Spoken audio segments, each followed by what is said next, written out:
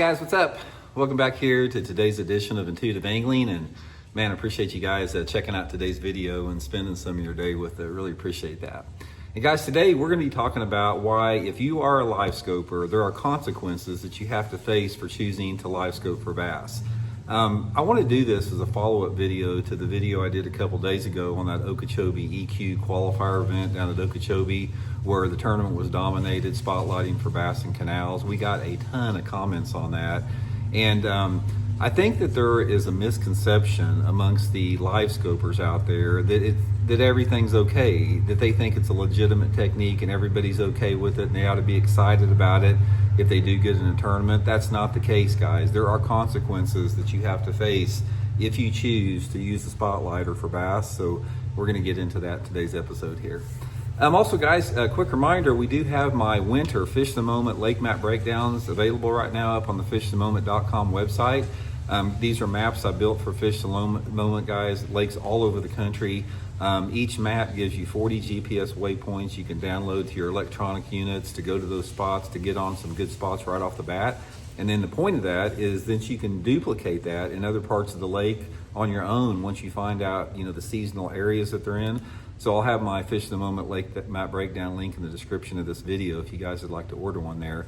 And also, guys, real quick, anybody interested in booking an on-the-water lesson with me, just go to my Facebook page, Randy Blaukat Professional Angler, shoot me a private message, and I'll get you all the details for that. So thank you very much for that.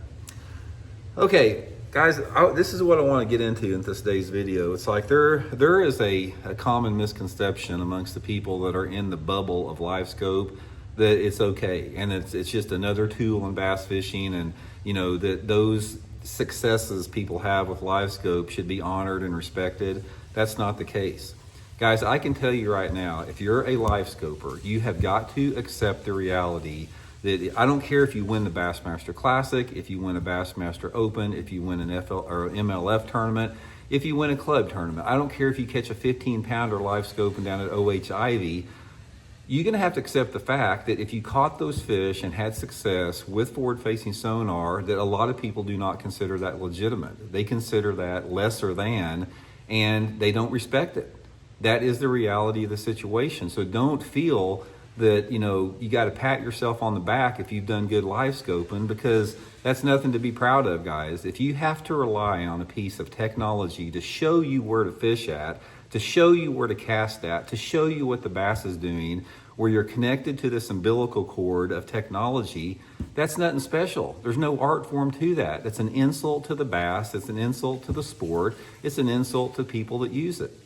And until people grasp that concept, they're always going to assume that people think it's okay, and it's not.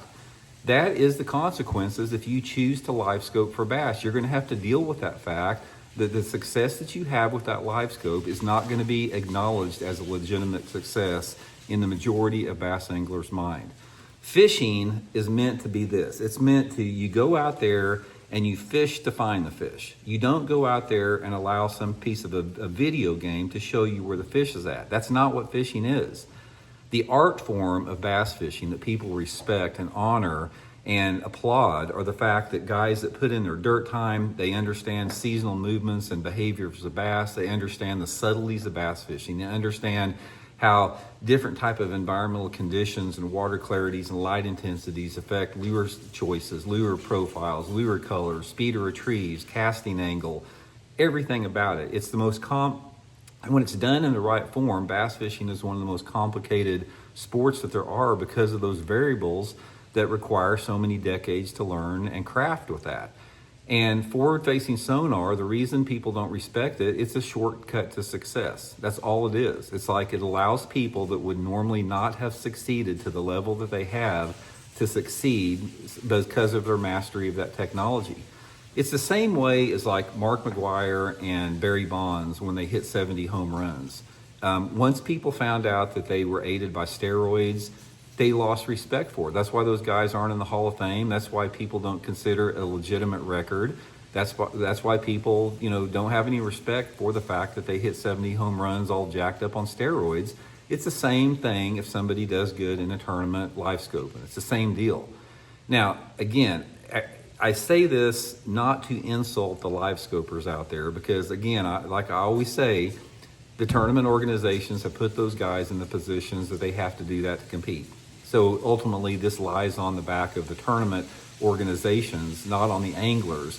But if you're an angler and you choose to go down that dark path of forward-facing sonar, just don't get butthurt if people don't think it's a legitimate win or success when you have one, because a lot of people feel like that, the majority of the people. And all you have to do, guys, is just go through my comments and you can read them. You know, it's obvious that people don't have any respect or consider, you know, success with forward-facing sonar as a legitimate form of success. That's just the reality of the situation. You can deny that reality and you can try to put lipstick on a pig, but that remains the fact that there is a small community that live in a little silo of their own bubble that think this is the greatest thing in the world, and anybody that's not on board with it is an old washed up grandpa that just, you know, yells at the clouds all the time. That ain't the truth. So point of this video, guys, is I want to reiterate the fact that if you want to spotlight for bass, you know, as long as it's legal, you know, you have all right to do that.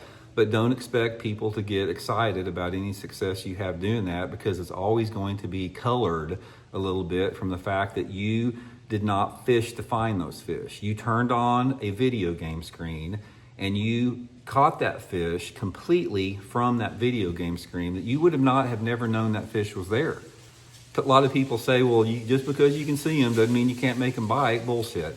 You would never have known that fish is there if you didn't turn on your video game screen to show you it was out there roaming around in, you know, 30 foot of water, suspended over 80 feet of water, chasing a shad ball. You never would have known that. And even if you did, you wouldn't have known how to read the fish because you didn't have your video game screen on. So main thing about it, guys, just it is what it is. Don't pat yourself on the back if you have success with forward-facing sonar. If you want to have true, legitimate success that is rewarding and satisfying and respected amongst your peers in the industry, get out there, get rid of that damn forward-facing sonar box and the Livescope, and start fishing like real bass fishing is meant to be, where the mystery and the magic and the unknown and the wonderment and the art form of bass fishing is honored through fishing to find fish. So let me know what you guys think. We'll talk later.